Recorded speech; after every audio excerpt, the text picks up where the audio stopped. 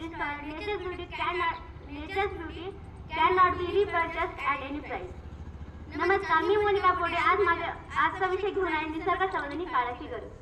निसर्ग, नेचर, सृष्टी, पर्यावरण असे अनेक शब्द आपण ऐकतो. याचा अर्थ आपल्याला चांगलाच माहिती आहे.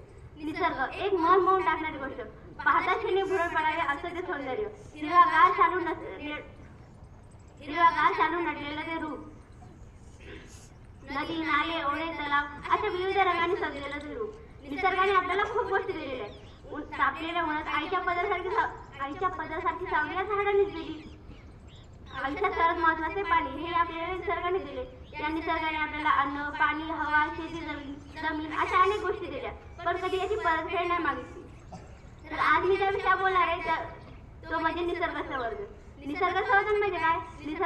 निसर्गाची काळजी घेणे, त्याला जोपासणे, वाढवणे, सुरक्षा देणे अशा अनेक बाबी म्हणजे निसर्ग संवर्धन. तर या संवर्धनाबद्दल माझा एक विचार आहे. समजा भारतातल्या प्रत्येकाने 5 झाडे लावली आणि 30 झाडे आयुष्यभर जगवली तर 700 कोटीपेक्षाही झाडे जातील, जास्त झाडे जातील. आणि हा जर विचार साऱ्या जगाने केला तर पुढे जाऊन कोणत्याच पिढीला आपल्या ऑक्सिजन सिलेंडर विकत घ्यायची वेळ येणार नाही. याचा एक वेळ अशी येईल की आपल्याला रोजच्या किराणा सामानासोबत ऑक्सिजन सिलेंडर विकत घ्यावं लागेल. आणि अशीच वेळ कोणत्याच पिढीवर येऊ नये म्हणून आपल्याला निसर्ग संवर्धन करायचे. तर आपण आपले वारसे जपतो. त्यातलं एक उदाहरण मी सांगते. ताजमहल ज्याचं सौंदर्य पाहण्यासाठी जगभरातले लोक येतात. जेव्हा तो काळा पडत होता, त्याची शुभ्रता कमी होत होती, तेव्हा त्याच्या बाजूच्या सर्व कारखान्यावर बंदी आली होती आणि आपण आपला वारसा वाचवला.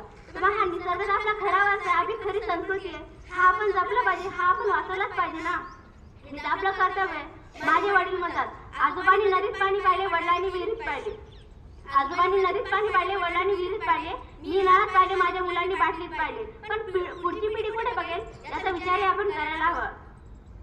आपण या निसर्गासाठी पाऊल उचलायला हवं. आता जी वेळ आफ्रिका देशावर आली तशी वेळ आपल्यावरही येऊ शकते आणि हीच वेळ आपल्यावर येऊ द्यायची नाही म्हणून आपल्याला निसर्ग संवर्धन करायला हवं. आज जर आपण पाऊल नाही उचललं तर आपण गेलेली वेळ परत नाही आणू शकणार. तर मग निसर्ग संवर्धन आताच्याच काळात गरज आहे का? नाही. निसर्ग संवर्धनाची गरज इतिहासापासून आहे.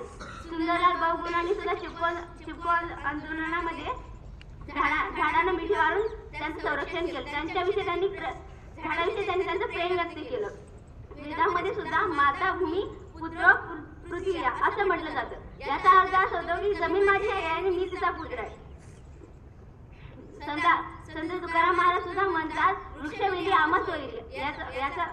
यावरूनच कळते की त्यांनी अभंगामधून पर्यावरणाचे महत्व सांगितले. तर आपण निसर्ग संवर्धन करायला हवं, ही आपली आताची गरज आहे. जर आपण आता निसर्ग संवर्धन नाही केलं तर आपण पुढे जाऊन काय खाऊया? वाळून गेला नाही ना. प्रत्येकाने झाड लावलं पाहिजे. एक आठवण म्हणून आपल्या प्रत्येकासाठी एक झाड लावलं पाहिजे. शेवटी जाता एवढंच म्हणजे चला आपण एक पाऊल उचलूया. आपल्यासाठी, स्वतःसाठी, एकमेकांच्या कल्याणासाठी, या निसर्गासाठी, या महान भारतासाठी. धन्यवाद.